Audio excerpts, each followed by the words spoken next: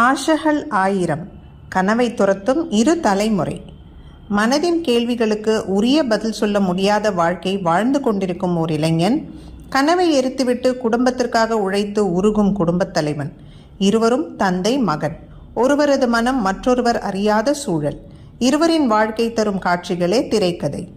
தன் மீது காதல் கொண்டிருக்கும் தந்தை மகன் இருவரில் யாரோடு கை குலுக்கியது சினிமா என்பது கதை. பெருமழைக்கு பின்பான குளிர் காற்று தரும் சந்தோஷத்தை உணர வைக்கின்றன அழகிய குடும்பத்தின் அன்றாட நினைவுகள்.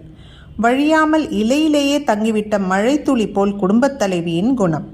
அந்த இலையை அசைய வைக்கும் காற்றாய் மனைவியிடம் தன் முன்கதையை சொல்லும் ஜெயராம்.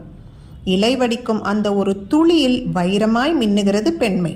விரும்பும் களத்திற்கு ஏற்றவாறு தன்னை கூர்த்தீட்டி வைத்திருப்பவன் அக்களம் தனக்கு கிடைக்கையில் என்னவாக வெளிப்படுவான் என்பதை சொல்லும் ஒரு வாய்ப்பை ஜெயராமுக்கு தருகிறது திரைக்கதை.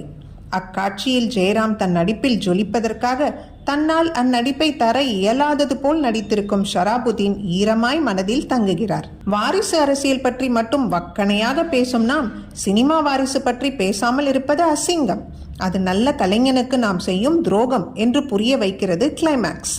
ஆனால் இதை நமக்கு உணர்த்த காளிதாஸ் ஜெயராம் பயன்பட்டிருப்பது 4ஆம் நிலைப்புற்று. காளிதாஸ் ஜெயராமுக்கு ஜோடி இல்லை, ஜோடியாக உலவும் ஜெயராமுக்கு ஆஷா சரத்துக்கும் டூயட் இல்லை.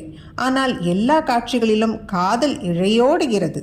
குடும்பம் மீது காதல், கனவின் மீது காதல், கிடைத்த வாழ்வின் மீது காதல் கொண்டு உலவும் பாத்திரங்களால் படைப்பின் மீது நமக்கு காதல் பிறக்கிறது. கிளைமேக்ஸ் நிறைகையில் மழை கழுவிய சாலையாய் நம் மனம். ஆக சிறந்த படத்திலும் இன்னும் சிறந்ததை எதிர்பார்க்கும் ரசிகர்களுக்கு இது சுமாரான படம்.